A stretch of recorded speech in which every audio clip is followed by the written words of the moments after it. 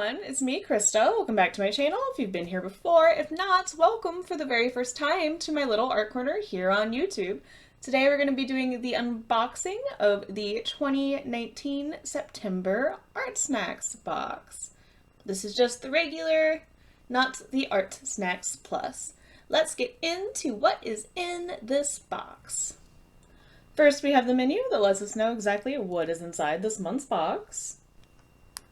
The sugary snack that comes in this box is a Crybaby extra sour bubblegum.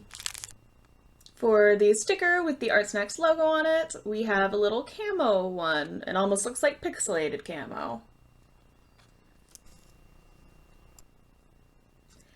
The very first art supplies item is the Crink K11 acrylic paint marker, and this is normally $8 retail. This is a new product.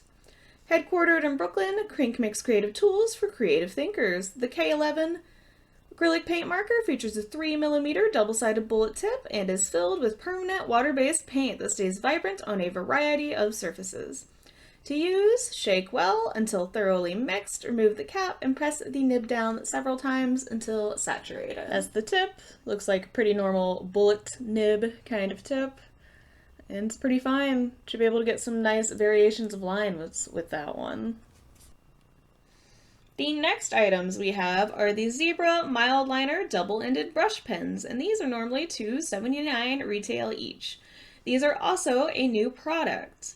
Add a gentle touch of color to your artwork with Zebra Mild Liner double-ended brush pens. These convenient pens feature two different tips, a flexible brush nib and superfine bullet nib. The soft mild ink is translucent and water resistant, so have fun and experiment with layering. So these are going to be pretty mild and not pigmented, I'm guessing, and I have kind of a mint color and a gray. So we will see how well this can be layered upon other media that we have with this box.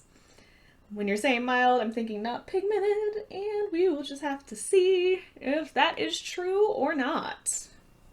That is the brush tip. It's not very flexible. It's actually pretty stiff.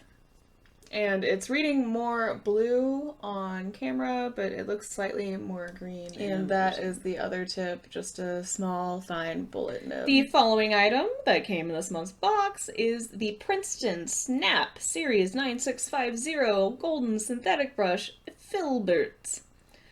It is normally $4.49 to $8.99 retail price. Oh snap! The Princeton Snap Series 9650 Golden Synthetic Brush is fun and functional.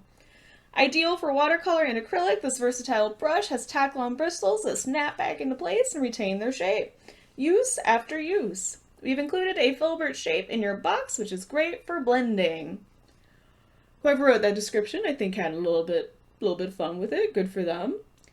This one I will definitely have to wash because, like the last brush I got in Artsnacks for last month, I can see something on it. It is probably that stuff they put on it in order to keep it from getting damaged in shipment, to keep the bristles a little firmer. We'll just have to get rid of that before the use. The size I got is a 12. I'm not sure if people got different sizes. I'm guessing because there's a range, it's possible. Let me know if you got a different size filbert brush, and also let me know in the comments down below if you happen to get different colors than I have. I always want to know what other options and variations came out in these boxes. Next we have a Marvy Uchida Le Pen Flex. This is normally $1.99 retail. This is a new product and it is a staff favorite. We got a lot of new products in this box this month. The Marvy Uchida Le Pen Flex is très chic. Featuring a sleek barrel and durable brush tip, this pen will become a fast favorite. It lends the user complete control, so each pen stroke appears exactly as expected. You'll be impressed with the vividness of this water-based dye ink. So this one is going to be pigmented. It sounded like the other pens we got might not be, so that is cool. I got this in a dark gray, which should work with the light gray pretty well too. We will see. I am a little concerned about the mint color with the red, but we will have to figure out if it works. And that is the nib on that pen. Not very big, not very small, just normal nib. It's pretty pointy, so should be able to work a-okay. The final item that came in this month's box is a daler-rowney Aqua Fine Watercolor Ink. This is normally $7.99 retail. Summer may be winding down, but daler-rowney Aquafine Watercolor Ink will keep your days bright. This pigmented water-soluble ink is incredibly versatile. It says extremely versatile, but I changed it to incredibly. Same difference. Use it directly out of the bottle or dilute with water. Thanks to its high degree of light fastness, the saturated color will resist fading over time. Now to get into the project. I am using a piece of Strathmore mixed media paper in white from their 300 collection. I have a pad of this that I got quite a while ago from some kind of sale they had going on somewhere. I like to hoard paper, apparently. It's just what I do. It is a fairly smooth mixed media paper, and as long as you aren't using a media that is very wet or use watercolor without too much water, it holds up pretty well.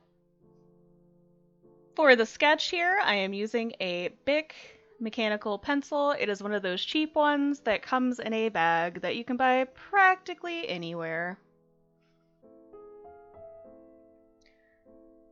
It's funny because I spent a lot of time trying to get the sketch fairly right angle-wise and everything, and then I end up messing it up from adding the markers on top.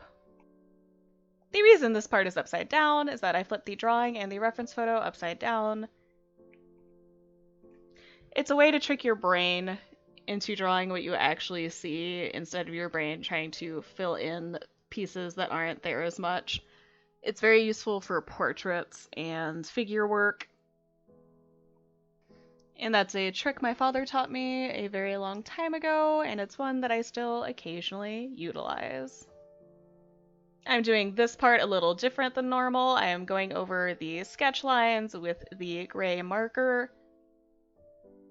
I did this because I wanted to test how well it stands up to other media, if it goes in after it's dry. Basically, I want to test this fine liner and see if it can be disrupted.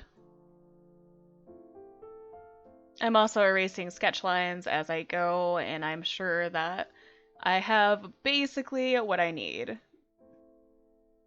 And I was right, that lighter gray and that darker gray do work pretty well together. Once it's dry, the dark gray liner does not get messed up. If it's still wet, you can use the other colors to blend it out slightly. I'm also using that Zebra mild liner double-ended brush pen in gray to get some of the shading going on before I use the mint green color over it. I'm just using the mint green kind of color to tint over what I've already done. The plan for the red crink marker is to use it in those eyes and to also lay it over the background a little bit. The Zebra mild liner double-ended brush pen in that what I thought was mint color actually looks more like a light blue. A straight light blue versus a greenish tinted blue like I originally thought it was going to be. My plan color-wise is to use the blue and the red against each other for some contrast. I also decided the way I was going to color it was going to make her look more zombie-ish, and I decided I was okay with that. I'm going between the gray mild liner and the other gray liner in order to play around with the hair a little bit and give some insinuation of texture. I'm using the daler-rowney Aquafine Watercolor ink as the background initial layer. I'm also using it fairly dry. I'm adding a little bit of water to it, but because I know this paper cannot handle a lot of water, I'm keeping it pretty minimal. And I didn't mention this before, I did say that I'm using a reference photo. The reference photo I'm using is a still from the film Mare Bito. I'm using it mostly as reference because the style is going to be completely different. It's not going to be a realistic style, and a lot of the features do get changed. The final product is going to look a little bit more like a pulp horror comic book. I also picked this photo because I like the effect it gives of her kind of creeping a little bit. She's a little creeper. For the hair, I'm once again just going back between the darker gray and the lighter gray, and I'm using the darker gray to further define other parts of the drawing right now. I'm also using that darker gray to add a little bit of texture and a little bit of tone to that background. At the beginning, I was doing a lot of more straight washes, and the further into this drawing I get, the more I start using cross-hatching. Just wanted to go a little texture crazy, I guess.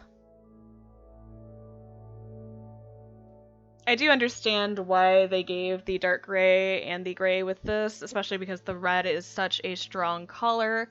They wanted to give some options for people to go a little softer with it. And a lot of people don't have any gray liners, so it's a good thing to add to a lot of people's sets. And by sets, I mean their collections. And although I do think that it gives a nice effect, I think comparatively, because of how strong that red is, I personally felt that I needed to pull in black in order to offset the strength of that red just a little bit. So I cheated with this drawing and pulled in a Tombow black acid-free marker, one of the dual-ended ones. I also pulled in a Posca pen in white and a white gel pen. I usually try to limit the amount of outside items that I bring in when I'm working on an Artsnacks or Sketchbox unboxing project, but for this one, for the sake of the drawing, I felt I needed to pull in these things in order to get a better outcome. For how I wanted it to look, I had to pull in these other items. Now I'm going to talk about the items that came in this box and my opinions on them after using them. The Crink marker, I really liked it. I like every Crink marker I've ever used. I'm super happy to add a red to my collection. This will get used a lot in my acrylic paintings. I have an addiction to the color red, so it will definitely get used. The zebra mild liners, they worked alright. I did notice that you definitely need to let them dry in between use. When I tried to blend them while they were wet, it started pulling up the other color when I went to layer over it. And this is just with using these two markers on top of each other. That's not including using any of the other markers with it. I did test the items on some Bristol board I had lying around before using this mixed media paper. The zebra mild liners also started pulling up the Bristol board when I layered them. It started going through the paper. The Princeton Snap Series brush, thought it worked okay. Didn't really use it very long, just used it for the background. It applied the paint evenly. Worked so far, so well. Don't know how snappy it is. The Marvi Uchida Le Pen Flex in dark gray, it worked pretty well. I used it as a liner in here and then for some shading.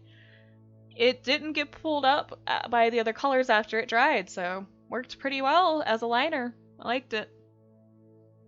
If you want a softer outline, I'd say use this. Like I said, for this one, I wanted to bring in that dark black. The daler-rowney Aquafine watercolor ink, that red is a beautiful shade of red, and it was fairly vibrant. When you add a lot more water to it, it does turn into a lovely, soft, pinkish color. It lightens up pretty well, is I think what I'm trying to say. At the end here, you will see me do like a little bit of writing and then testing out the watercolor ink with a lot more water. This is to give you kind of an idea of how they look if you're just applying it that way. We are at the end of this project. There is a still of the drawing all nice and finished. I liked this box much better than the last one. I feel that all the items work together fairly well. I also think these are going to be some good items for all of us to have before we start our Inktober projects. If you liked this video, please feel free to hit that like button. If you have any comments, questions, feelings, or concerns, let me know in that comment section down below. If you want to see more videos like this, I do Artsnacks unboxings once a month. Please feel free to subscribe to this channel. Thank you so much for taking the time out of your busy day or night to listen to me ramble about art stuff. I look forward to hearing from you guys soon and hearing your opinions about this month's box. Bye!